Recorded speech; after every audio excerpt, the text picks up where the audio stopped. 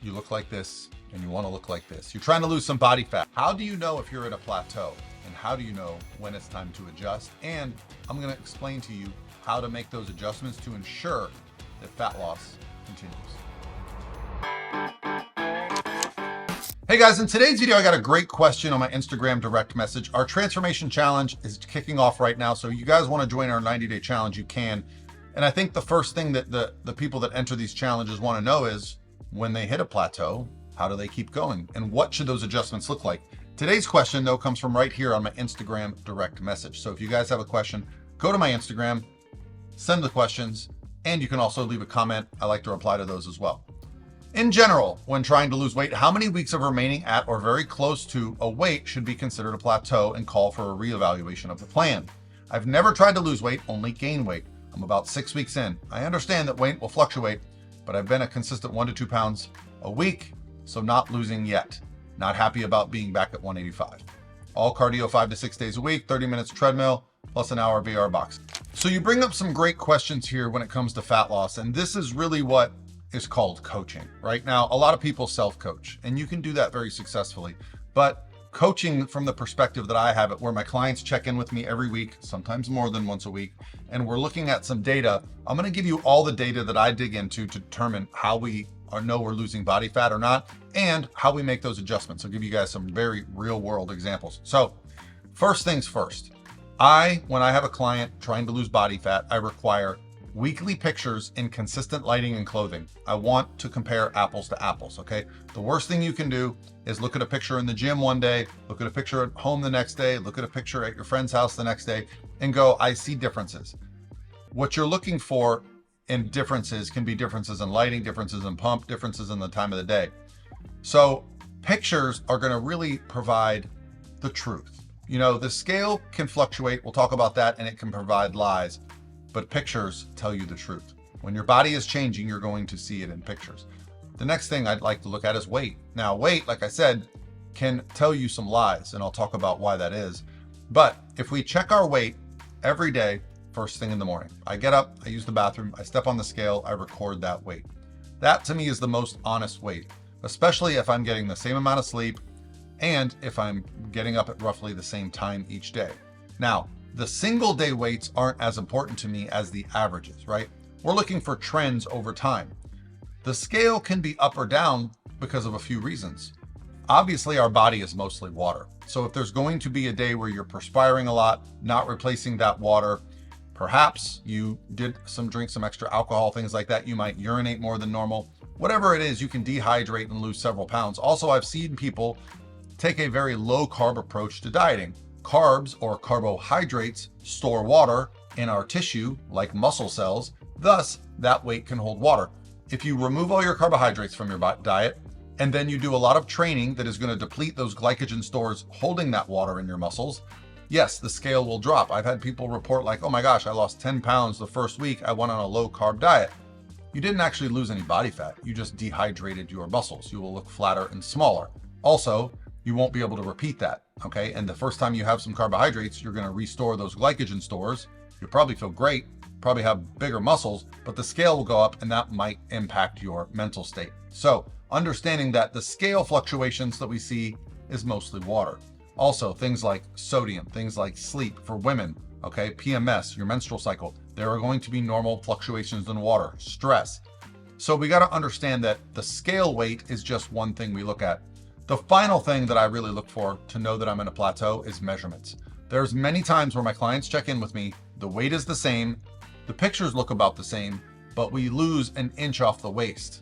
There is no waist muscle, okay? Yes, you can artificially inflate the waist due to like fluid retention, but if I see a measurement going down like the waist, like the hips, like the chest, I tend to think, okay, that's more important and more valuable than the scale. Because when you're losing inches, you're losing body fat, okay? Another great one, if you don't really have a way to measure, is just how your clothing is fitting, okay? We all know we have those clothes that just fit us better when we're a little bit leaner, right? The jeans that are a little snug when we're a little heavier, but they really fit nicely once we lose a few pounds. So the fact that we tend to wear the same clothes over and over, you can actually trust your clothing to determine. So how long should you wait? I like to wait at least a week. Now, most of my clients are focusing on a bodybuilding trophy, right? We're focusing on competition, or we're focusing on a deadline. I don't really like working with people that don't have a goal and a deadline. It tends to just drag out the process, right? So that's why this 90-day challenge is so valuable. And you'll see transformations like this challenge because people are so focused for those 12 weeks. They really lock in. And so when I'm talking about losing weight, I'm talking about if we're not losing weight this week, we're pretty much at a plateau. Now, lifestyle clients that are not in such a rush, that are not on a deadline, I'll typically suggest 2 weeks. But if it's been 2 weeks, you haven't noticed much difference in the pictures, the scale is average weight about the same, measurements are about the same, hey, it's time to make an adjustment. But how do we make that adjustment? Comes down to this. We got to talk about your activity and we got to talk about your calorie intake. Now, if your calorie intake is already compromised, and you mentioned something on this post, which I wasn't sure if it was clear, you're taking in 12 to 1400 calories, or if that's how many calories you're burning during your exercise. If you're already below 10 times your body weight in calories, so for example, I'm a 216 pound man right now. If my calories get below 2100, that to me sets off alarm bells. Okay, I start to think, okay, now I'm going to start having some problems with energy and recovery, and perhaps even some downstream effects with hormones, digestion, because I'm not taking in enough calories to support what I'm doing. If your calories are already pretty compromised, that's when I find that we need to start paying attention to our activity. I really find that you can get your calories pretty low, but if you get them lower than that, there's not a lot of value, because you're going to start to compromise things like your non-exercise activity, your recovery, even your hormonal processes, and you're going to start to compromise your metabolic rate because you start to conserve so much energy and things like that. Whereas I'd rather keep the calories a little bit higher, but then add additional movement. Low intensity, steady state walking, incline walking, elliptical, even sometimes stairs and bike can really burn a lot of calories without having a huge negative impact on our overall day and how we're feeling. So you can use that to create an energy gap. Let's assume we have plenty of calories. Let's say we're at 2,500 calories. I know the consensus is, hey, let's just drop 500 calories. Well, after 2 stalls, you're going to be at 1,500 calories, so that doesn't exactly work. However, I'll take someone that's at 2,500 calories, they're at a stall, I'll drop them down to say 2250 calories. So we're going to pull out a little bit of calories, I'll bump up their activity, and then we get kind of the effect of, okay, now we're going to see this 1 to 2 pounds of fat loss lose for a few weeks. I know the convention would say like, oh, you need to eat this deficit every time you stall.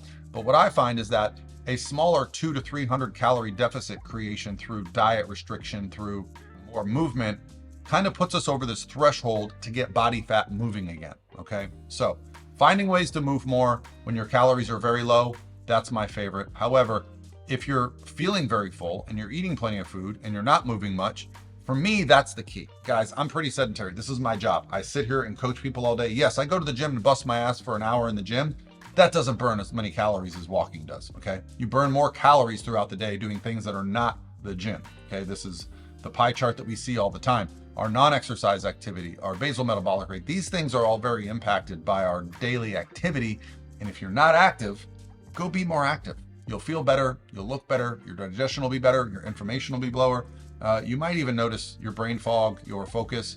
I know on the days when I don't do steady state cardio or get some kind of activity, I'm just not as happy. I'm just not as functional. So yeah, that's how we adjust along the way. And when your calories get really low, another favorite of mine, if you haven't looked up my refeed or diet break videos, look at that, because restricting calories, it starts to require that you spike those calories for a day, multiple days, or even a full week to kind of restore the ability to keep losing body fat. It's not just a process of eating less and moving more. If anyone ever says that to you, just tell them they don't know what the hell they're talking about, okay? There is such a thing when it comes to weight loss as eating more and moving less and continuing to lose body fat, okay? This process, although simple, is also complex in many ways. So there is this part of the process of fat loss where you need to give your body the chance to recover. It's not always a grind fest. Okay, hope you guys are having a great day. If you're a part of our 90-day transformation challenge, I'm going to be answering these kind of questions based on the comments that we get. We're going to be doing live videos in there. And hey, if you're looking for something to do for the next 90 days, meal plans, training plans, vegan options, at-home options, we're going to be updating the training and the meal plans throughout the 12 weeks. We're here to support you guys. Join us, Pro Physique Transformation Challenge. And hey, take part and win the $25,000 cash money. All right, talk to you guys tomorrow.